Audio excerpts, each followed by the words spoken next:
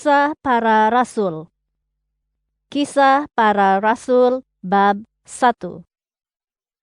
Kepada Theophilus, dahulu dalam kitabku yang pertama, aku telah menceritakan segala yang dilakukan dan diajarkan oleh Yesus. Dari awal pelayanannya hingga ke hari dia diangkat ke surga. Sebelumnya, dia telah memberikan perintah melalui Roh Kudus kepada para rasul yang telah dipilihnya. Dia telah menampakkan dirinya dalam keadaan hidup kepada mereka selepas kesengsaraannya dengan banyak keterangan sahih. Mereka melihatnya selama 40 hari dan dia bercakap tentang perkara-perkara yang berkaitan dengan kerajaan Allah. Pada suatu hari, ketika Yesus bersama mereka, dia berpesan supaya mereka jangan meninggalkan Yerusalem. Katanya, "Haruslah kamu menantikan apa yang dijanjikan Bapa dan yang telah kamu dengar daripadaku. Karena Yohanes telah membaptis orang dengan air, tetapi kamu akan dibaptiskan dengan Roh Kudus tidak berapa lama lagi." Oleh itu, ketika mereka berhimpun, mereka pun bertanya kepada Yesus, "Ya Tuhan, pada masa inikah Tuhan mengembalikan kerajaan ini kepada bangsa Israel?" Dia berkata kepada mereka, "Tidaklah diberi bagi kamu mengetahui waktu atau saat yang sudah ditetapkan oleh Bapa dalam kekuasaannya sendiri. Tetapi kamu akan menerima kuasa apabila Roh Kudus datang ke atasmu, dan kamu akan menjadi saksiku di Yerusalem, di seluruh Yudea dan Samaria, bahkan sampai ke ujung bumi." Setelah dia berkata demikian, di hadapan mata mereka, dia diangkat lalu disambut awan dan lenyap daripada pandangan mereka. Sedang mereka merenung ke langit ketika dia diangkat, tiba-tiba dua orang yang berpakaian putih berdiri di samping mereka. Orang itu berkata, "Wahai orang Galilea, mengapa kamu berdiri memandang ke langit? Sebagaimana Yesus telah diangkat ke surga daripada kalanganmu, begitu jugalah dia datang kelak." Setelah itu, para rasul pun kembali ke Yerusalem dari bukit bernama Zaitun, yang dekat dengan kota itu, jaraknya perjalanan sehari Sabat. Setibanya mereka di Yerusalem, mereka naik ke bilik atas, tempat mereka menumpang. Mereka ialah Petrus, Yohanes, Yakobus, Andreas, Filipus dan Thomas, Bartolomius, Matius, Yakobus anak Alfius, dan Simon orang Patriot, serta Yudas anak Yakobus. Mereka semuanya dengan sehati terus-menerus berdoa, bersama orang perempuan dan Maria ibu Yesus, serta saudara-saudaranya. Pada masa itu, Petrus berdiri dalam kalangan murid Yesus. Kesemuanya yang berhimpun kira-kira 120 orang, lalu berkata, "Saudara-saudara, pastilah terlaksana kitab suci yang dahulu disampaikan oleh Roh Kudus melalui lidah Daud tentang Yudas yang menjadi panduan kepada orang yang menangkap Yesus. Dia telah dianggap sebahagian daripada kita dan diberi jawatan dalam pekerjaan kita ini. Dia memperoleh sekeping tanah dengan upah durjananya. Dia jatuh terjerumus, bahagian pertengahan tubuhnya pecah, dan segala isi perutnya terburai. Seluruh penduduk Yerusalem mendapat tahu hal itu, lalu menamakan tanah itu Hakaldama, dalam bahasa mereka, yaitu tanah darah. Sudah tersurat dalam kitab Mazmur, biarlah tempat kediamannya menjadi sepi, dan jangan sesiapa pun tinggal di situ, dan biarlah orang lain mengambil jawatannya.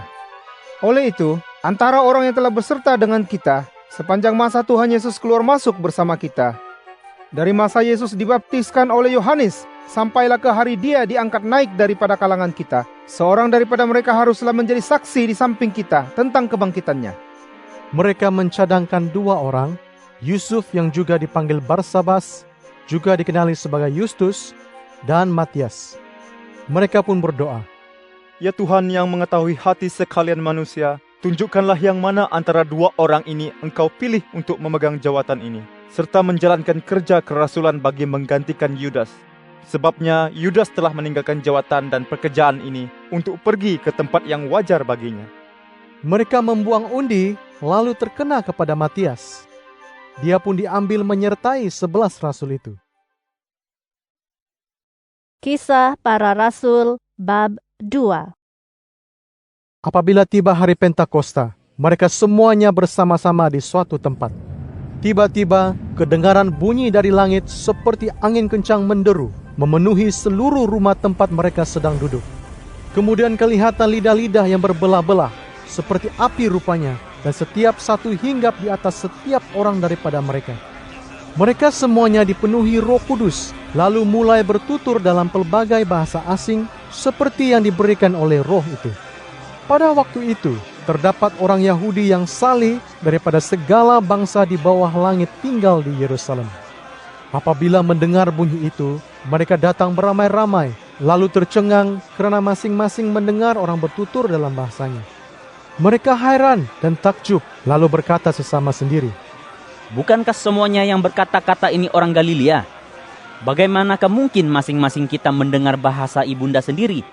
Orang Partia, Media, dan Elam, orang yang tinggal di Mesopotamia, Yudea, dan Kapadokia, Pontus, dan Asia Kecil, Frigia dan Pamfilia, Mesir dan kawasan-kawasan Libya yang bersempadan dengan Kirene, pengunjung dari Roma, baik berbangsa Yahudi maupun penganut agama Yahudi, orang Kreta dan orang Arab, kita mendengar mereka bercakap dalam bahasa kita masing-masing tentang perbuatan Allah yang menakjubkan.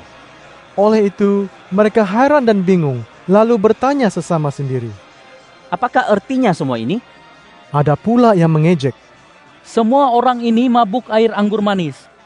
Petrus berdiri bersama 11 rasul lagi, lalu berkata dengan suara yang lantang, Saudara-saudara orang Yahudi dan semua penduduk di Yerusalem, ketahuilah hal ini serta dengarlah baik-baik kata-kataku.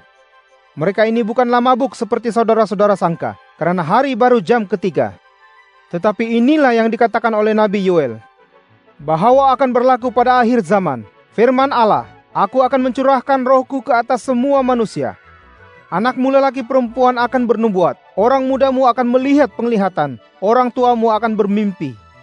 Dan ke atas hambaku lelaki perempuan, aku akan mencurahkan rohku ketika itu, lalu mereka bernubuat. Aku akan menunjukkan keajaiban di langit dan tanda di bumi, darah dan api serta kepulan-kepulan asap. Matahari akan menjadi gelap dan bulan menjadi seperti darah, sebelum tiba hari Tuhan yang besar dan mulia. Dan terlaksanalah kelak, bahwa sesiapa yang menyeru nama Tuhan akan diselamatkan. Saudara-saudara orang Israel, dengarlah kata-kata ini. Yesus orang Nazaret itu seorang manusia yang dipersaksikan oleh Allah kepadamu dengan mukjizat, keajaiban, dan tanda yang dilakukan Allah melaluinya dalam kalangan kamu. Kamu sendiri tahu tentang hal itu. Dia yang diserahkan kepadamu seperti yang telah dirancangkan dan ditentukan oleh Allah, telah kamu salib dan bunuh dengan bantuan orang durjana. Allah telah membangkitkannya setelah membebaskannya daripada kesengsaraan maut, karena tidak mungkin maut dapat menahannya. Karena Daud telah berkata tentangnya, bahwa aku telah melihat Tuhan sentiasa di hadapanku. Dia ada di sisi kananku, aku tidak akan goyah. Maka hatiku bersukacita dan lidahku bergembira, jasadku juga akan bersandar pada harapan. Karena engkau tidak akan meninggalkan rohku di alam maut, dan engkau tidak akan membiarkan orang sucimu reput. Engkau telah menunjukkan jalan hidup, dan engkau akan memenuhiku dengan kebahagiaan di hadiratmu.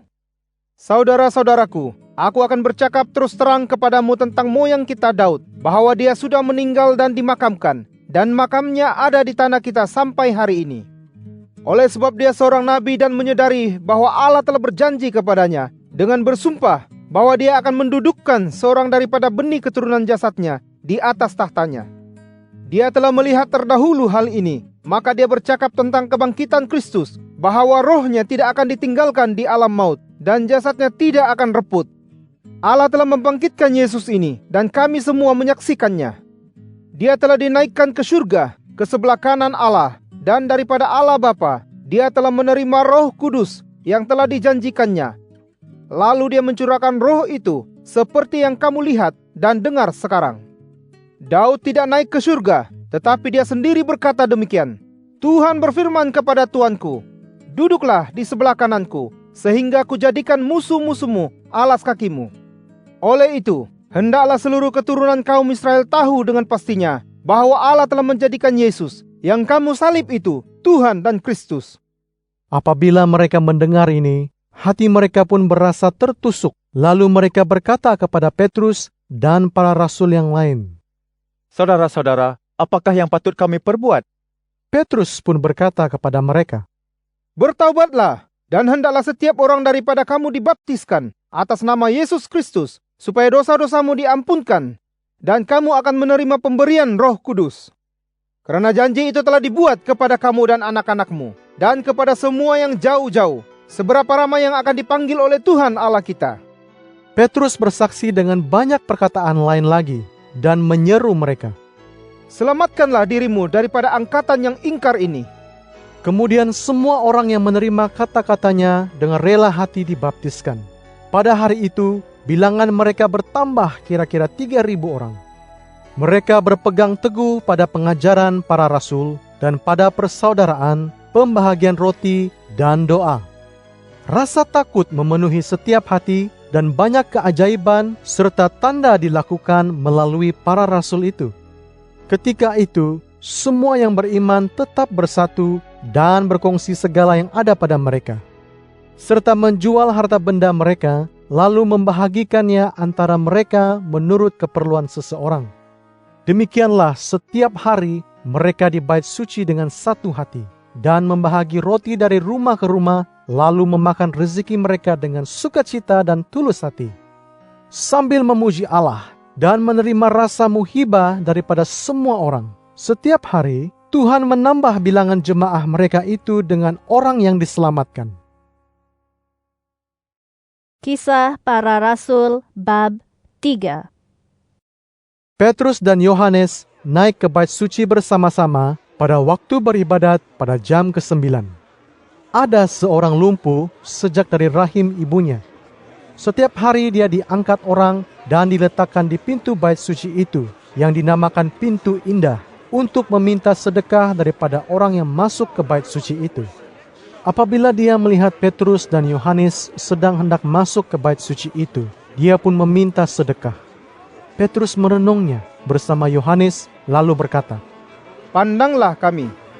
Orang itu pun menatap mereka dengan harapan mendapat sesuatu daripada mereka. Kemudian Petrus berkata, Emas perak tiada padaku, tetapi apa yang ada padaku kuberikan kepadamu.